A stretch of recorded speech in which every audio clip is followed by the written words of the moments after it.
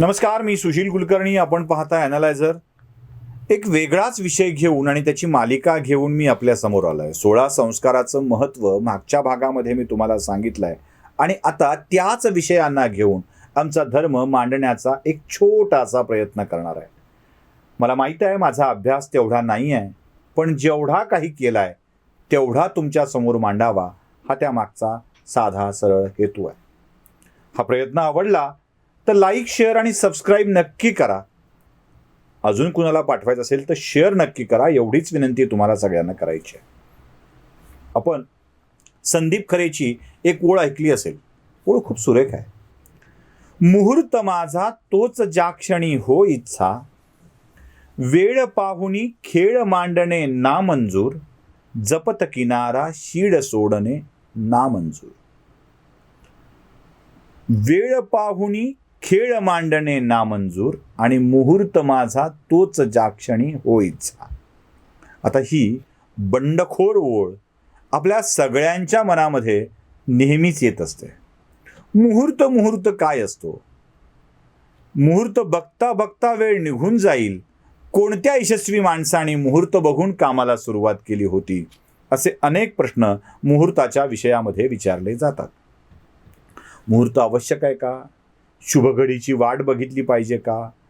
शुभघडी येणार नाही किंवा उशिरा आहे म्हणून तोपर्यंत बिनकामाचं बसून राहणं योग्य आहे का? आपला खरं तर कामाचा वेळ मुहूर्ताच्या शोधामध्ये वाया जातोय. असं असताना मुहूर्ताचा शोध करत बसणं कितपत योग्य आहे? अशी अनेक प्रश्न आपल्या बंडखोर मनाला पडत असतात. त्यातल्या त्यात पुरोगामी व्यक्ती या मुहूर्तांच्या खेळावर फारच बोलत असतात. त्यांना या सगळ्या विषयाला उद्ध्वस्त करून टाकायचं असतं.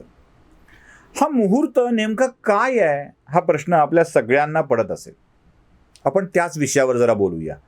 सोपं म्हणजे उगीच धर्मग्रंथातल्या मुहूर्तांचा अर्थ, त्याचं काय शब्दच्छल आहे, हे असलं सगळं मला काही सांगायचं नाही आहे. म्हणजे मुहूर्त शब्द काय, व्युत्पत्ती कशी झाली, उत्पत्ती कशी झाली, काय असलं आपण बोलू नये. आपण बोलूया सरळ सरळ मुहूर्त या विषयावरती. काय असतो मुहूर्त? म्हणजे जंगलामध्ये वाघ शिकार करायला बाहेर पडतो.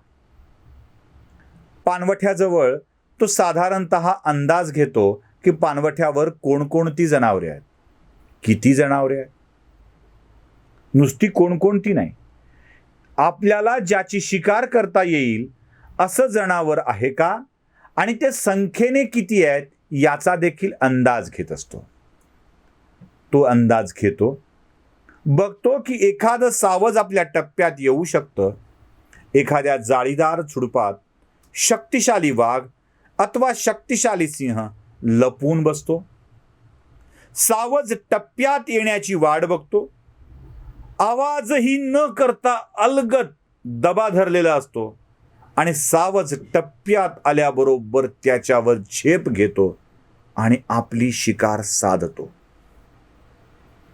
मुहूर्त माझा तोच ज्या क्षणी हो इच्छा असं नाही करत. तो मुहूर्त साधतो. सावज टप्प्यात येण्याची वाट बघत असतो. हाच सिंह, हाच वाघ डरकाळ्या फोडत पाणवठ्यावर गेला. एक तरी शिकार थांबणार आहे का? वाघ देखील, सिंह देखील प्रतीक्षा करत असतो त्या मुहूर्ताची, ज्या मुहूर्तावर ते सावज त्याच्या टप्प्यात येईल आणि मग शिकार होते. करेक्ट कार्यक्रम होतो. राजकारणातला हा शब्द आहे ना, करेक्ट कार्यक्रम. हा करेक्ट कार्यक्रम करण्याची वाट बघणं म्हणजेच मुहूर्त. आलं मनात आणि केलं सुरू असं करून कोणतं काम सुरू होईल का? मला सांगा. निसर्गानं एक चक्र ठरवून दिलंय. मार्च, एप्रिल, मे महिन्यात कडाक्याचं ऊन तापतं. जून महिन्यात मशागतीला सुरुवात होते. नांगरण करून जमिनीची घुसळण केली जाते आणि त्यानंतर धो धो धो धो धो सरी बरसतात. मृगागमन होतं. प्रचंड पाणी पडतं. पाणी जमिनीत मुरतं. उन्हानं तापलेली जमीन पाण्यानं तृप्त होते आणि मग मुहूर्त साधता येतो मृगागमनाचा पेरणीचा. मला जमिनीत पेरणी करायची आहे म्हणून वाटेल तेव्हा पेरणी करता येईल का? त्यासाठी प्रतीक्षा करावी लागते, जमीन तापण्याची, मशागत करावी लागते तापलेल्या जमिनीची, आणि मग त्यावर पर्जन्यधारा बरसाव्या लागतात. मग काळ्या आईच्या कुशीत दाणं टाकता येतात आणि त्या दाण्यातून कणीस जन्माला येऊन आपल्या आयुष्यात ऐश्वर्य मिळतं. ते त्या मुहूर्ताच्या प्रतीक्षेनेच असतं. उन्हाळ्यातच लग्नाचे मुहूर्त का, असाही प्रश्न आपल्या सगळ्यांच्या समोर असेल. दिवाळी नंतरच, तुळशीच्या लग्नानंतरच मुहूर्त का, असाही प्रश्न आपल्या सगळ्यांच्या समोर असेल. बघा, ज्या काळामध्ये मंगल कार्यालय नावाची संकल्पना अस्तित्वात नव्हती, त्या काळात प्रत्येक गावागावात मोठी देवालय देखील नव्हती, तेव्हा घराच्या समोरच मांडव घालून लग्न कार्य उरकावी लागायची. आता पावसाळ्यात जर असा घराच्या समोर मांडव घातला तर अन्नाचा चिखल झाल्याशिवाय राहणार नाही. त्यामुळं मुहूर्ताची वेळ मोकळ्या उन्हाळ्यात किंवा अशा हिवाळ्यात साधावी लागेल ज्यावेळी पावसाचा, वादळाचा फारसा त्रास होणार नाही. बरं, ही कालावधी देखील नीट तपासून बघा. उन्हाळ्यात ज्या वेळेला लग्नाचे मुहूर्त असतात त्यावेळी शेतीची कामे संपलेली असतात, धान्य घरी येऊन पडलेलं असतं. हिवाळ्यात ज्या वेळेला मुहूर्त असतात त्यावेळेला सुगीचे दिवस संपलेले असतात, घरात धान्य येऊन पडलेलं असतं. 2 सीझनच्या मधला शेतकऱ्याचा रिकामा वेळ, ज्या दिवशी कोणालाही कोणतीही कामे नसतील, म्हणजे मूळ व्यवसाय तर शेतीचा आहे मॅक्सिमम लोकांचा. आत्ताही आपण करतोच की हो.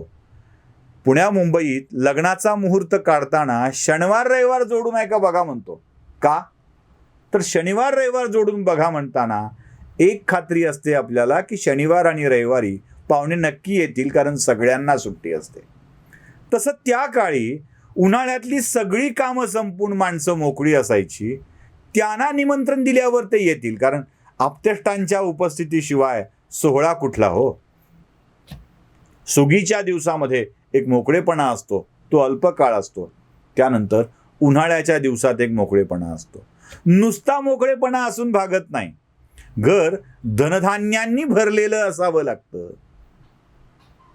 धनधान्यांनी घर भरलं असेलच तर असा सोहळा खूप आनंदाने करता येतो.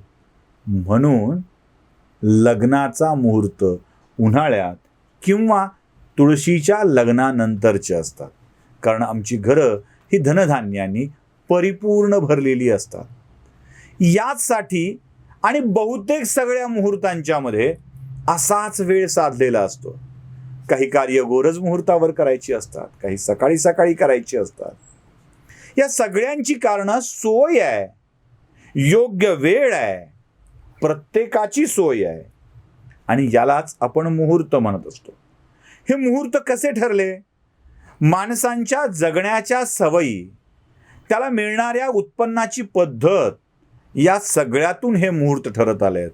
मुहूर्त म्हणजे धार्मिक रूढी नव्हे, ही समाजाची केलेली, समाजानेच निर्माण केलेली सोय आहे, ज्या दिवशी तो सोहळा, तो कार्यक्रम आम्हाला उत्तम पद्धतीनं साजरा करता येऊ शकेल. घनघोर अंधारात, अमावस्येच्या रात्री, जेव्हा स्ट्रीट लाईट नव्हते, गाड्यांना कंदील लावल्याशिवाय फिरता येत नव्हतं, त्या रात्री एखादा कार्यक्रम ठेवला तर परतीच्या प्रवासाची भलतीच अडचण होऊन जायची की हो. म्हणून अमावस्या नको असं म्हटलं जायचं. साधी साधी गणित आहेत मंडळी.